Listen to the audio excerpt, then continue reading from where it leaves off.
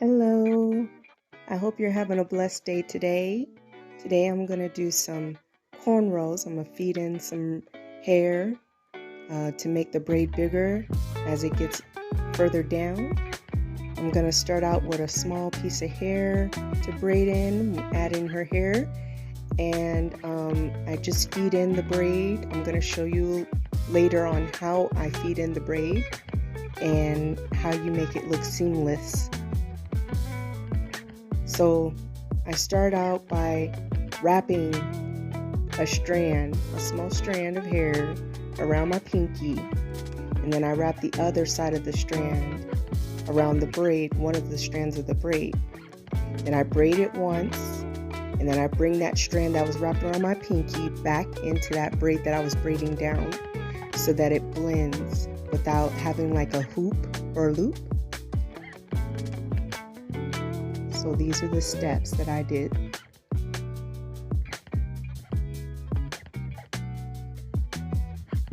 And you see I bring the hair that was around my pinky down into the braid. And I just keep doing that on each braid that I'm doing. And then the braid gets thicker as you go down. And she wanted her braids really thick. I think she wanted the braids a little bit thicker than what they came out to be, but it still came out pretty thick. Came out really good and cute. So I timed myself on this.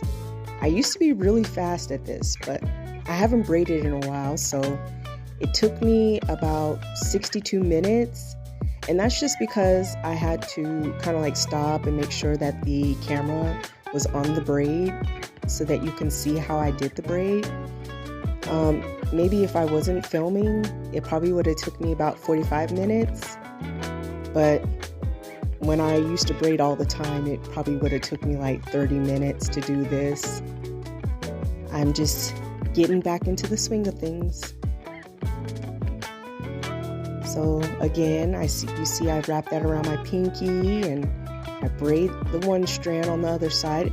I don't braid that side that was on my pinky. I don't braid that in yet. I'm gonna braid it back into that strand that I put the other strand in once I braid it in once.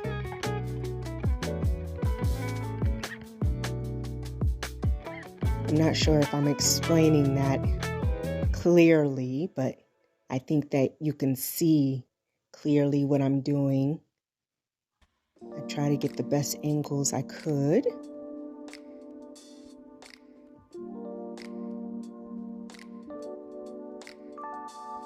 So I guess I must be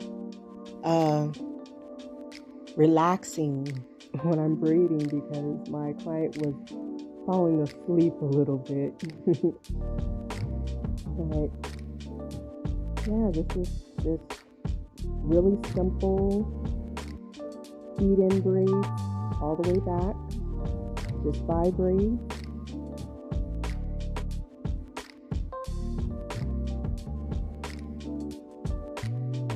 And then she can wear her hair in a bun, or she could wear her hair in a side ponytail, or she could just wear it down.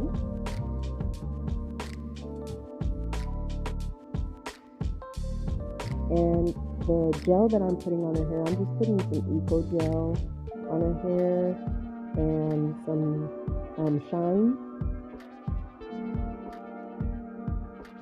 some edge control. I found that the olive oil extra hold gel, it's green.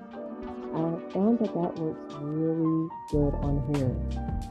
You just have to put it on and dry it right away so it doesn't flake, but it holds better than the black gel. I'll put a description of it in a link below.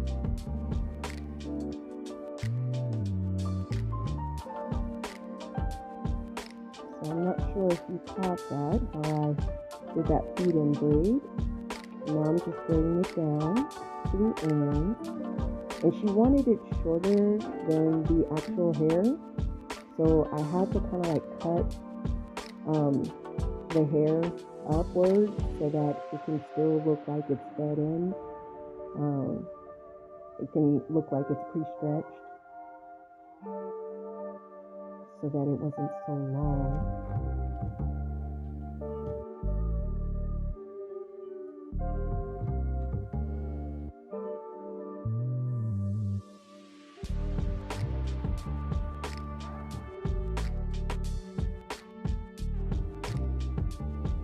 Alright, so it looks like I'm almost done here. Just one more braid to go.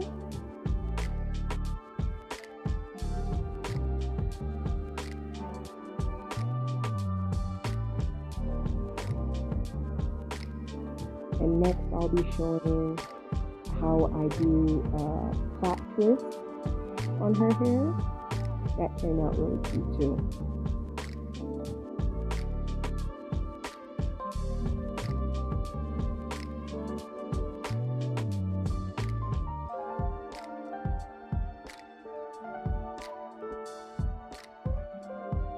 So this is the part where I was taking some scissors and cutting my way up from the hair strand so that it can be a shorter length. It was just too long.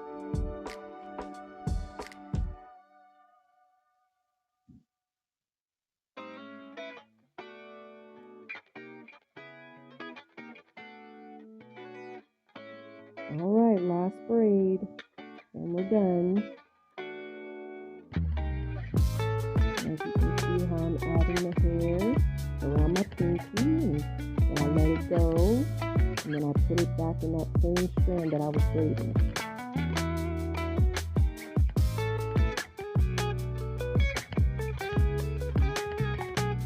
Alright, so when I did take the scissors up where they kind of made some spikes, I had to cut that and kind of bring that. I had to redo the first braid because the top was just too tight. I know that was no bubble, but I had to redo that. That was way too tight.